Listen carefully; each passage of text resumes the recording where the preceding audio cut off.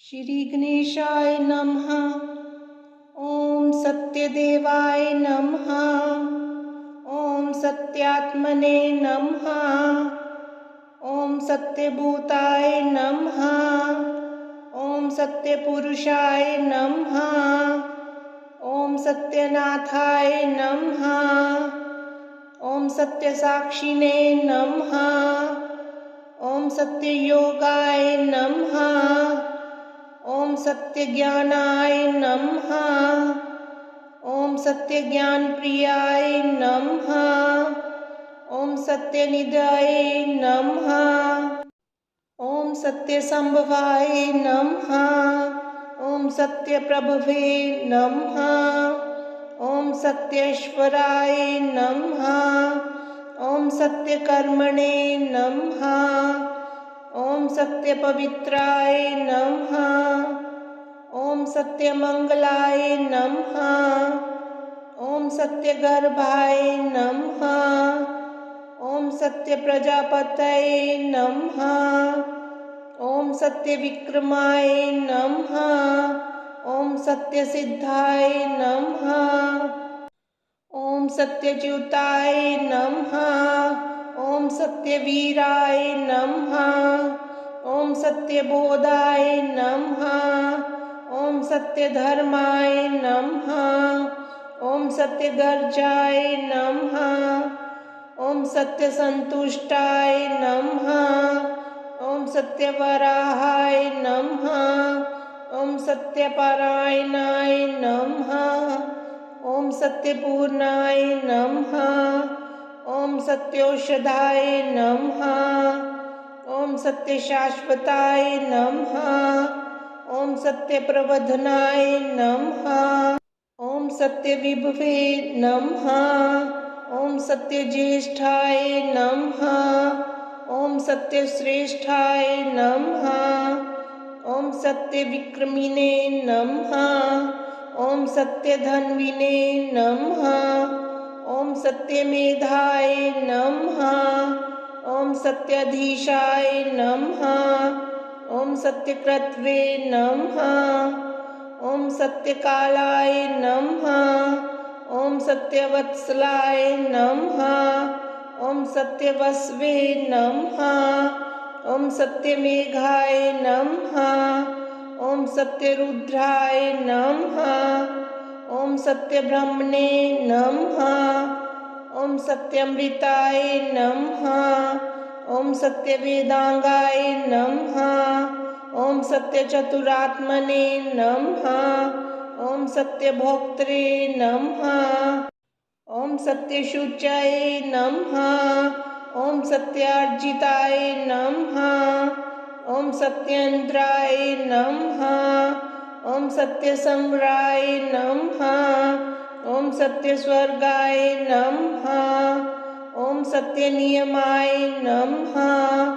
ओम सत्यमेधाय नमः। ओम सत्यवेद्याय नमः। ओम सत्यपीयूषाय नमः। ओम सत्यमायाय नमः। ओम सत्यमोहाय नमः। ओम सत्यसुरानंदाय नमः। ओम सत्यसागराय नमः। ओम सत्यतपसे नमः। ओम सत्यसिंहाय नमः। ओम सत्यमृगाय नमः। ओम सत्यलोकपालकाय नमः। ओम सत्यस्थिताय नमः। ओम सत्यदिक्पालकाय नमः। ओम सत्यधनुर्धराय नमः। ओम सत्याम्बुजाय नमः। ओम सत्यवाक्याय नमः। ओम सत्यगुरवे नमः। ओम सत्यन्यायाय नमः। ओम सत्यसाक्षिणे नमः। ओम सत्यसंवृत्ताय नमः। ओम सत्यसंप्रदाय नमः। ओम सत्यवहनाय नमः। ओम सत्यवायुवे नमः। ओम सत्यशिखराय नमः। ओम सत्यनंदाय नमः। ओम सत्यधिराजाय नमः। ओम सत्यश्रीपादाय नमः। ओम सत्यगुह्याय नमः। ओम सत्योपदराय नमः। ओम सत्यहृदयाय नमः। ओम सत्यकमलाय नमः। ओम सत्यनालाय नमः। ओम सत्यहस्ताय नमः। ओम सत्यबाहवे नमः। ओम सत्यमुखाय नमः। ओम सत्यजीवाय नमः। ओम सत्यदंष्ट्राय नमः।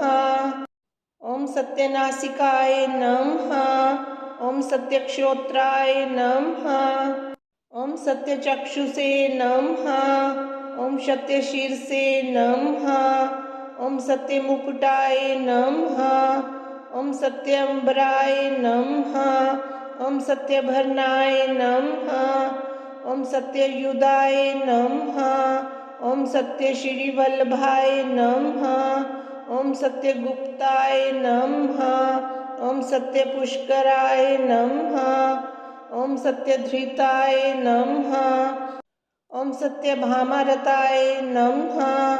ओम सत्यग्रहरूपिणे नमः। ओम सत्यप्रहरणायुधाय नमः।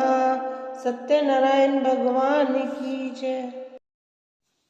वक्रतुंड महाकाय सूर्यकोटि समप्रभा निर्विघ्नं कुरु मे देव सर्वकार्येषु सर्वदा। श्री गणेशाय नमः। ओम नमो भगवते वासुदेवाय। सत्यनारायण भगवान की जय। सत्य को नारायण के रूप में पूजना ही सत्यनारायण भगवान की पूजा है। सत्यनारायण व्रत कथा अलग अलग अध्यायों में छोटी छोटी कहानियों के माध्यम से बताई गई है कि सत्य का पालन ना करने पर किस प्रकार की समस्या आती है। जीवन में सत्य का पालन पूरी निष्ठा और सुदृढ़ता के साथ करना चाहिए। ऐसा ना करने पर भगवान ना केवल नाराज होते हैं अपितु दंड स्वरूप संपत्ति और बंधु बांधवों के सुख से वंचित भी कर देते हैं। सत्यनारायण की पूजा के लिए दूध, मधु, केला, गंगाजल, तुलसी पत्ता, मेवा मिलाकर पंचामृत बनाया जाता है जो भगवान को अत्यंत प्रिय है। इन्हें प्रसाद के रूप में फल, मिष्ठान के अतिरिक्त आटे को भूनकर उसमें चीनी मिलाकर एक प्रसाद बनता है जिसे पंजीरी कहा जाता है, उसका भी भोग लगता है। सत्यनारायण व्रत कथा। एक समय की बात है, नैमिषारण्य तीर्थ में शौनिक आदि 88,000 ऋषियों ने श्री सूत जी से पूछा, हे प्रभु, इस कलयुग में वेद विद्या रहित मनुष्यों को प्रभु भक्ति किस प्रकार मिल सकती है तथा उनका उद्धार कैसे होगा। हे मुनि श्रेष्ठ, कोई ऐसा तप बताइए जिससे थोड़े समय में ही पुण्य मिले और मनवांछित फल भी मिल जाए। इस प्रकार की कथा सुनने की हम इच्छा रखते हैं। सर्वशास्त्रों के ज्ञाता सूत जी बोले, हे वैष्णवों में पूज्य, आप सभी ने प्राणियों के हित की बात पूछी है, इसलिए मैं एक ऐसे श्रेष्ठ व्रत को आप लोगों को बताऊंगा जिसे नारद जी ने लक्ष्मी नारायण जी से पूछा था और लक्ष्मीपति ने मुनि श्रेष्ठ नारद जी से कहा था। अब आप इसे ध्यान से सुनिए। एक समय की बात है, योगीराज नारद जी दूसरों के हित की इच्छा लिए अनेकों लोकों में घूमते हुए मृत्यु लोक में आ पहुँचे। यहाँ उन्होंने अनेक योनियों में जन्मे प्रायः सभी मनुष्यों को अपने कर्मों द्वारा अनेक दुखों से पीड़ित देखा। उनका दुख देख नारद जी सोचने लगे कि कैसा यत्न किया जाए जिसके करने से निश्चित रूप से मानव के दुखों का अंत हो जाए। इसी विचार पर मनन करते हुए वह विष्णु लोक में गए। वहां वह देवों के इष्ट नारायण की स्तुति करने लगे, जिनके हाथों में शंख, चक्र, गदा और पद्म थे, गले में वनमाला पहने हुए थे। स्तुति करते हुए नारद जी बोले, हे भगवान, आप अत्यंत शक्ति से संपन्न हैं। मन तथा वाणी भी आपको नहीं पा सकती है। आपका आदि, मध्य तथा अंत नहीं है। निर्गुण स्वरूप सृष्टि के कारण भक्तों के दुख को दूर करने वाले हैं। आपको मेरा नमस्कार है। नारद जी की स्तुति सुन विष्णु भगवान बोले, हे मुनि श्रेष्ठ, आपके मन में क्या बात है? आप किस काम के लिए पधारे हैं, उसे निसंकोच कहो। इस पर नारद मुनि बोले कि मृत्यु लोक में अनेक योनियों में जन्मे मनुष्य अपने कर्मों के द्वारा अनेकों दुखों से दुखी हो रहे हैं। हे नाथ, आप मुझ पर दया रखते हैं तो बताइए कि वो मनुष्य थोड़े प्रयास से ही अपने दुखों से कैसे छुटकारा पा सकते हैं।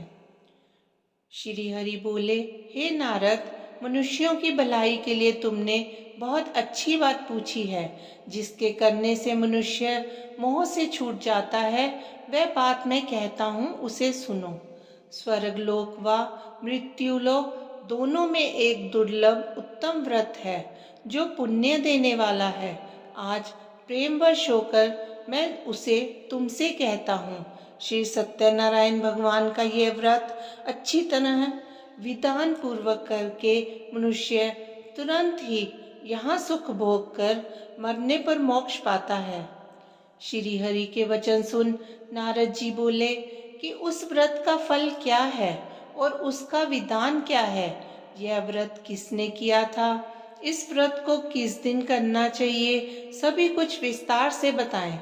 नारद की बात सुनकर श्री हरि बोले, दुख व शोक को दूर करने वाला, ये सभी स्थानों पर विजय दिलाने वाला है।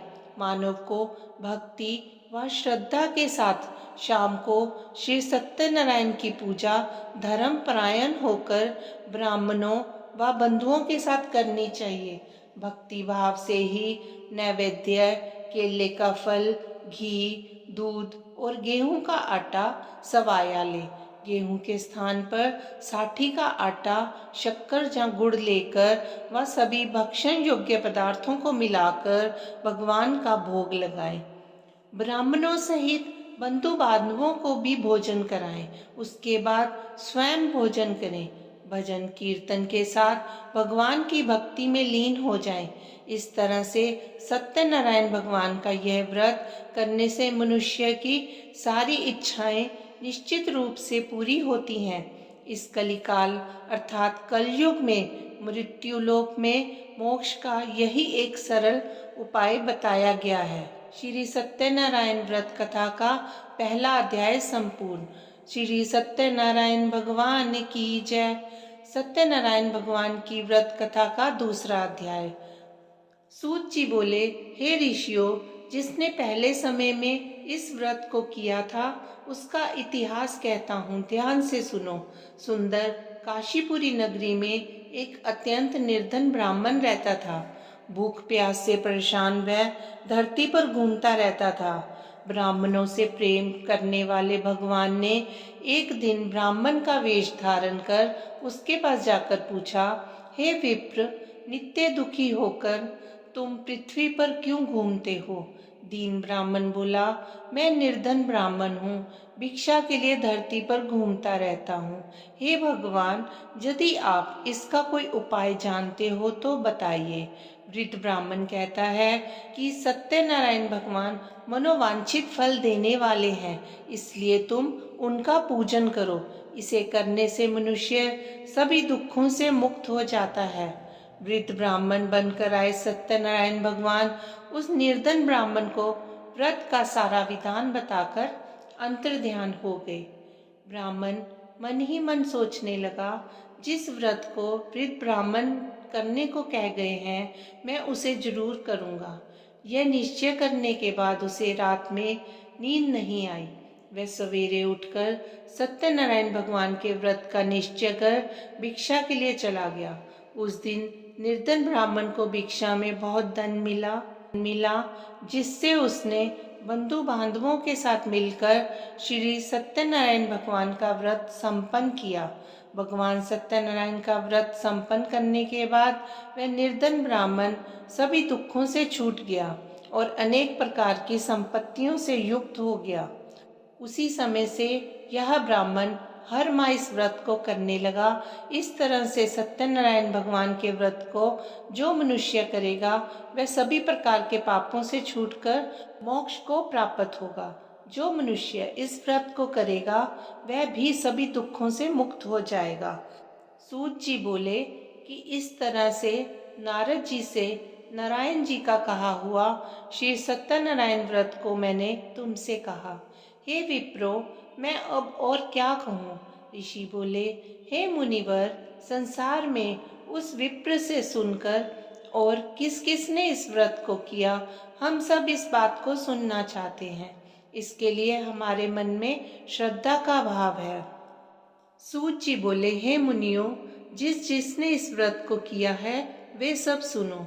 एक समय वही विप्र धन व ऐश्वर्य के अनुसार अपने बंधु बांधवों के साथ इस व्रत को करने को तैयार हुआ। उसी समय एक लकड़ी बेचने वाला बूढ़ा आदमी आया और लकड़ियां बाहर रखकर अंदर ब्राह्मण के घर में गया। प्यास से दुखी व लकड़हारा उनको व्रत करते देख विप्र को नमस्कार कर पूछने लगा, आप यह क्या कर रहे हैं तथा इसे करने से क्या फल मिलेगा? कृपया मुझे भी बताएं।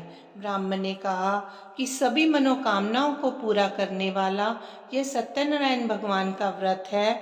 इनकी कृपा से ही मेरे घर में धन धान्य आदि की वृद्धि हुई है। विप्र से सत्यनारायण व्रत के बारे में जानकर लकड़हारा बहुत प्रसन्न हुआ। चरणामृत लेकर व प्रसाद खाने के बाद वह अपने घर गया। लकड़हारे ने अपने मन में संकल्प किया कि आज लकड़ी बेचने से जो धन मिलेगा उसी से श्री सत्यनारायण भगवान का उत्तम व्रत करूंगा। मन में इस विचार को ले बूढ़ा आदमी सिर पर लकड़ियां रखकर उस नगर में बेचने गया जहां धनी लोग ज्यादा रहते थे। उस नगर में उसे अपनी लकड़ियों का दाम पहले से 4 गुना अधिक मिलता है। बूढ़ा प्रसन्नता के साथ दाम लेकर केले, शक्कर, घी, दूध, दही तथा गेहूं का आटा ले और सत्यनारायण भगवान के व्रत की अन्य सामग्रियां लेकर अपने घर गया।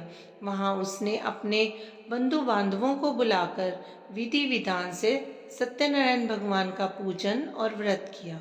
इस व्रत के प्रभाव से वह बूढ़ा लकड़हारा धन, पुत्र आदि से युक्त होकर संसार के समस्त सुख होकर अंत काल में वैकुंठ धाम चला गया।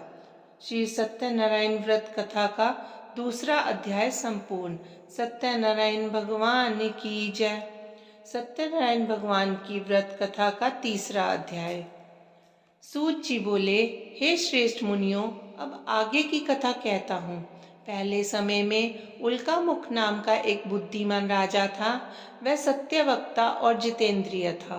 प्रतिदिन देव स्थानों पर जाता और निर्धनों को धन देकर उनके कष्ट दूर करता था।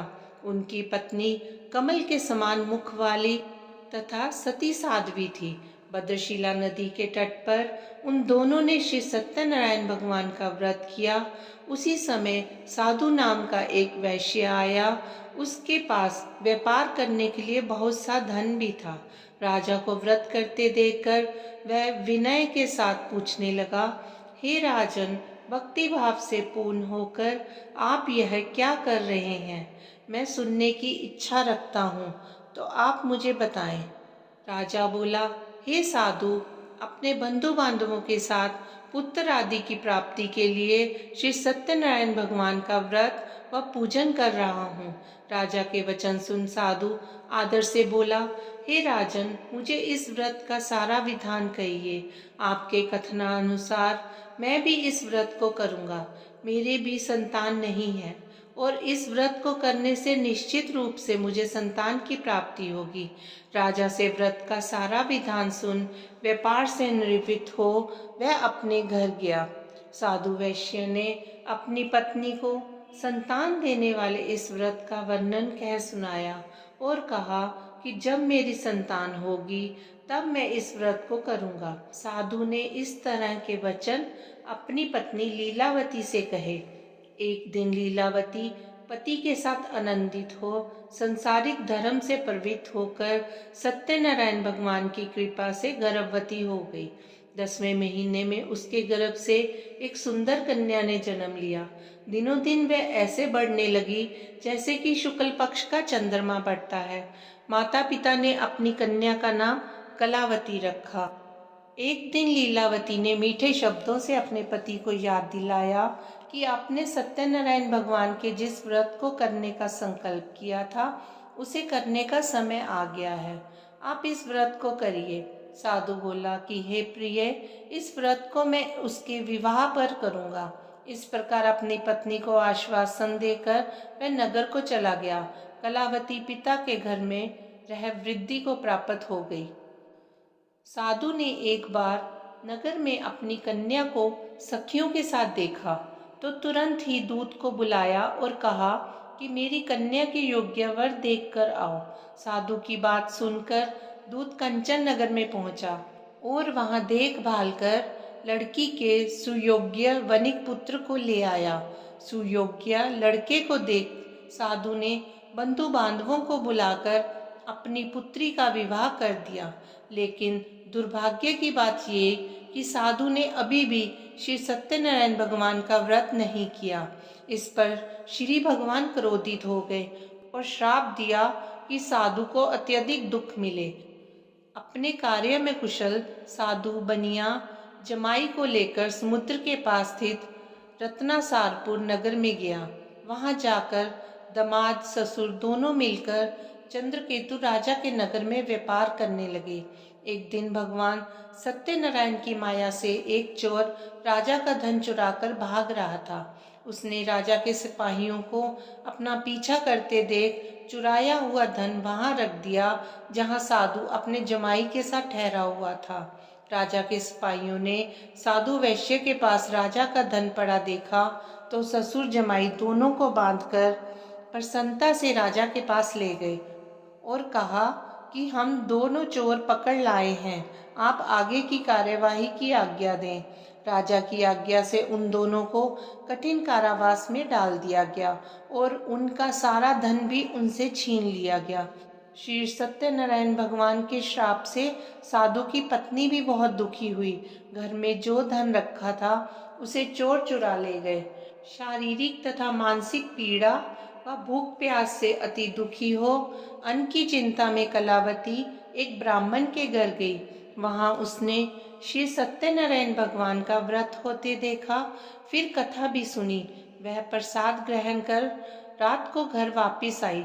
माता ने कलावती से पूछा, हे पुत्री, अब तक तुम कहाँ रही? तेरे मन में क्या है? कलावती ने अपनी माता से कहा, हे माता, मैंने एक ब्राह्मण के घर में श्री सत्यनारायण भगवान का व्रत देखा है। कन्या के वचन सुनते ही लीलावती भगवान के पूजन की तैयारी करने लगी। लीलावती ने परिवार व बंधुओं सहित सत्यनारायण भगवान का पूजन किया और उनसे वर मांगा कि मेरे पति तथा जमाई शीघ्र घर आ जाए। साथ ही यह भी प्रार्थना की कि हम सबका अपराध क्षमा करें। श्री सत्यनारायण भगवान इस व्रत से संतुष्ट हो गए और राजा चंद्रकेतु को सपने में दर्शन दे कहा कि हे राजन, तुम उन दोनों वैश्यों को छोड़ दो और तुमने उनका जो धन लिया है उसे वापस कर दो।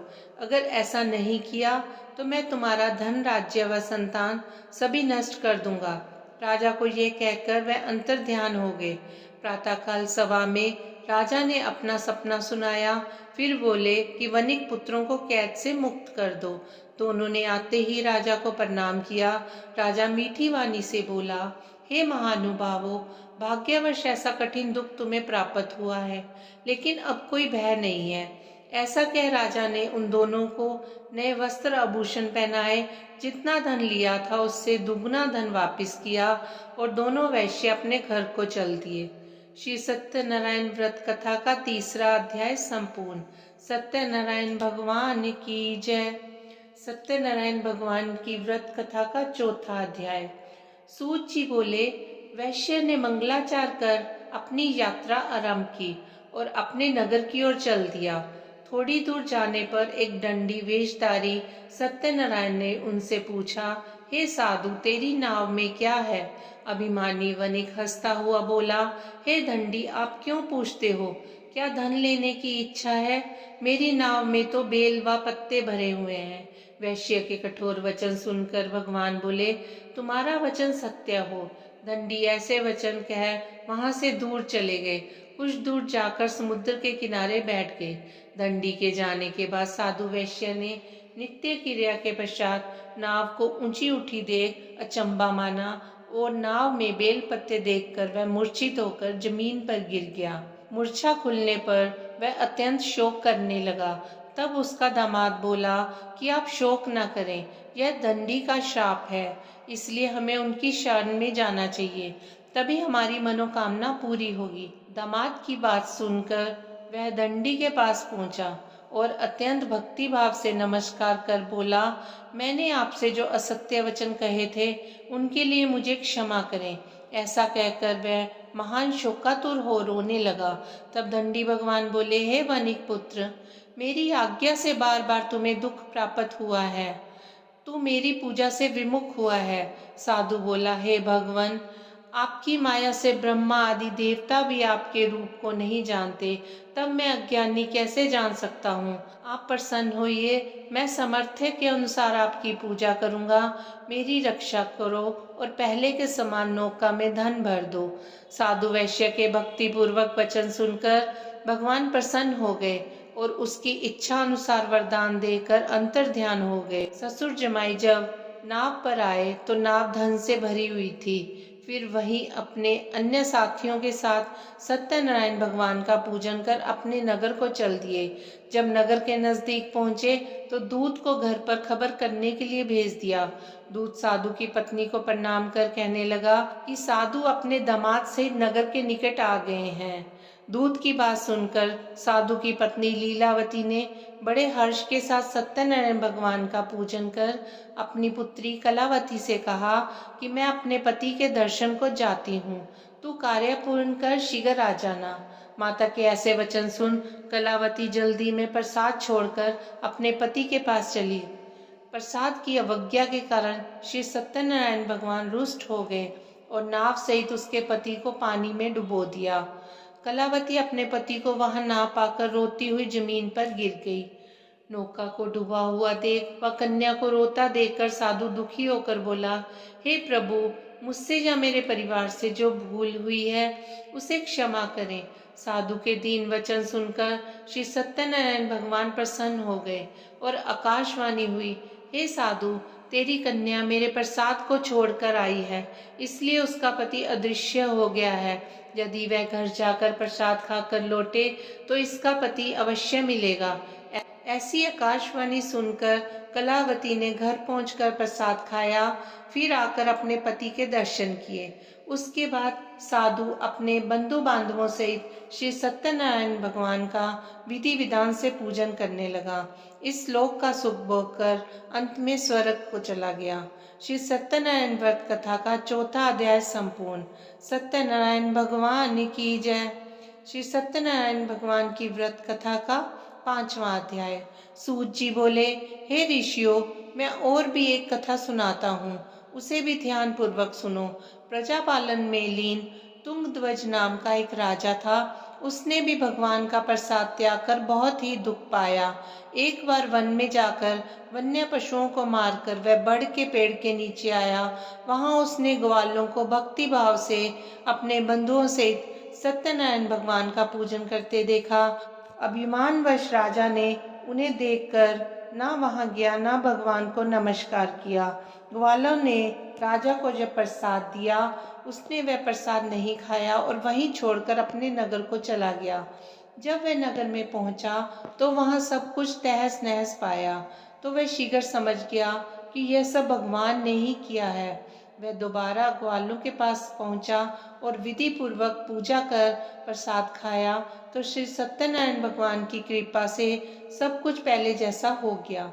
दीर्घकाल तक सुख भोगने के बाद मरणोपरांत उसे स्वर्ग की प्राप्ति हुई। जो मनुष्य इस परम दुर्लभ व्रत को करेगा, भगवान सत्यनारायण की अनुकंपा से उसे धन धान्य की प्राप्ति होगी। निर्धन धनी होता है, संतानहीन मनुष्य को संतान सुख मिलता है और सारे मनोरथ पूर्ण होने पर मानव अंत में वैकुंठ धाम को जाता है। सूत जी बोले, जिन्होंने पहले इस व्रत को किया है, अब उनके दूसरे जन्म की कथा कहता हूँ। वृद्ध शतानंद ब्राह्मण ने सुदामा का जन्म लेकर मोक्ष प्राप्त किया। लक्कड़हारे ने अगले जन्म में निषाद बनकर मोक्ष प्राप्त किया। उल्कामुख नाम का राजा दशरथ होकर बैकुंठ गया। साधु नाम के वैश्य ने मोरध्वज बनकर अपने पुत्र को आरे से चीरकर मोक्ष पाया। महाराज तुंगध्वज ने स्वयंभू होकर भगवान के भक्ति युक्त कर्म कर मोक्ष पाया। श्री सत्यनारायण व्रत कथा का 5वां अध्याय संपूर्ण। श्री सत्यनारायण भगवान की जय। श्री सत्यनारायण भगवान की आरती। जय लक्ष्मी रमना स्वामी, जय लक्ष्मी रमना। सत्यनारायण स्वामी जन पातक हरना, जय लक्ष्मी रमना। रतन जड़ित सिंहासन अद्भुत छवि राजे, नारद करत निराजन घंटा ध्वनि बाजे, जय लक्ष्मी रमना। प्रगट भये कली कारण द्विज को दरस दियो, बूढ़े ब्राह्मण बनकर कंचन महल कियो, जय लक्ष्मी रमना। दुर्बल भील की रात जिन पर कृपा करी, चंद्रचूड़ एक राजा तिनकी विपत्ति हरी, जय लक्ष्मी रमना। वैश्य मनोरथ पायो श्रद्धा तज दीनी, सो फल भोग्यो प्रभु जी फिर स्तुति कीनी, जय लक्ष्मी रमना। भाव भक्ति के कारण छिन्न छिन्न रूप धर्यो, श्रद्धा धारण कीनी तिनको काज सर्यो, जय लक्ष्मी रमना। ग्वाल बाल संग राजा वन में भक्ति करी, मन वांछित फल दीनो दीन दयालु हरि, जय लक्ष्मी रमना। चढ़त प्रसाद सवायो कदली फल मेवा, धूप दीप तुलसी से राजी सत्य देवा, जय लक्ष्मी रमना। सत्यनारायण जी की आरती जो कोई नर गावे, कहत शिवानंद स्वामी मन वांछित फल पावे, जय लक्ष्मी रमना। सत्यनारायण भगवान की जय। ओम नमो भगवते वासुदेवाय।